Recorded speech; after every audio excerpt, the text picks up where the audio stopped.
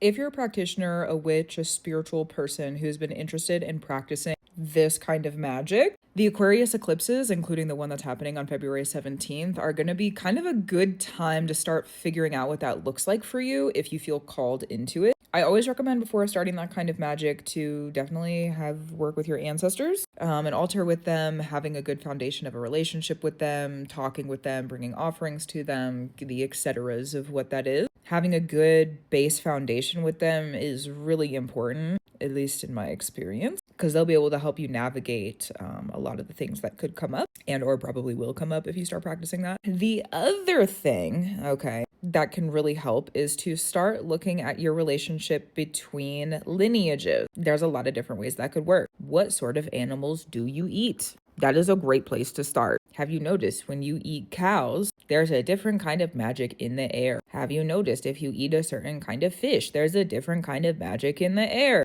I personally have been vegan vegetarian for a very long time. I watched a documentary when I was young and immediately said, I can't do this anymore. And we were supposed to go get hamburgers with a family member who was in town at the time that night, LOL. My dad got home and I was like, I'm not eating that cheeseburger.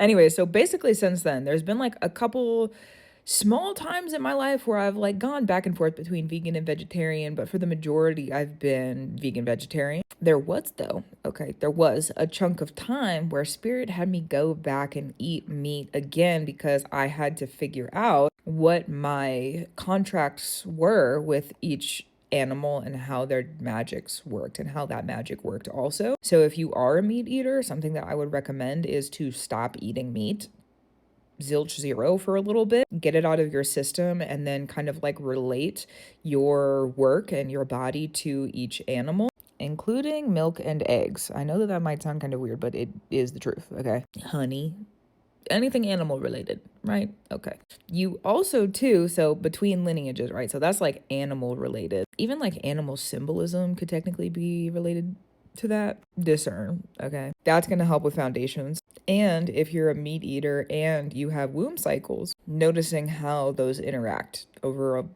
decently long period of time, also going to be helpful. What else? Noticing how if you have those body cycles like that, how they interact with the moon. That'll sort of let you know what your natural contracts with that kind of magic already are before you start kind of like altering it and working with it.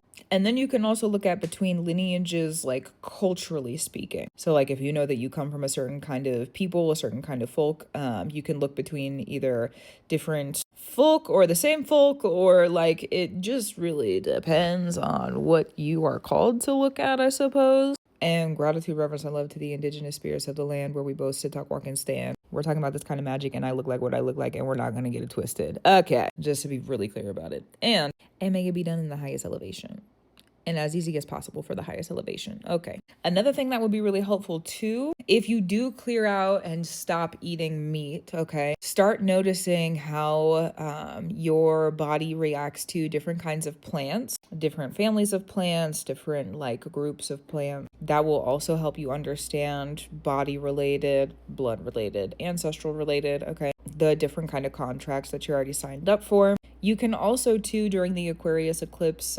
cycles and periods, this is the first Aquarius eclipse that we're having for the coming couple of years. So during those Aquarius eclipse times, if you notice that there's themes about, I want to work with it like this, or like there's things I want to learn about that kind of magic. If you have those questions, you can kind of set yourself up for the coming 9-ish years till the South Node enters Aquarius in 2035. You can set yourself up to be on a track of learning or a different like journey of learning where now spirit can help you by setting things up within your path based on those questions that you have and kind of the work that you start to bring foundations to that magic right now. Spirit can help you understand in the coming years kind of like what to work in, how to work with it, and place things on your path at the right place at the right time to learn safely and to do it in ways that would be a lot easier, because there are very difficult ways to practice that and there are very not so difficult ways to practice that. Yeah. So just something to think about, because I had mentioned in one of my other videos towards the end that even eating meat is a form of that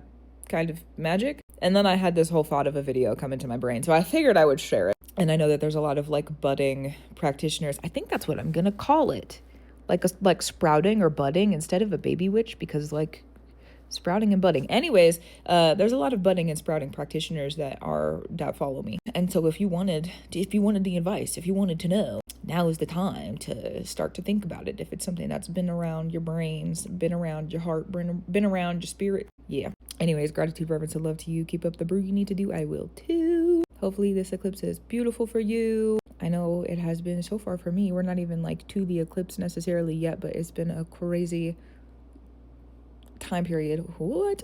There's a lot changing, and for the greater, I want to say the greater good. I don't normally use those words. The greater elevation. We'll use that. That's good. That's a good tone to it. I like that. So yeah, okay. Got it. I'll talk to you guys soon. Also true.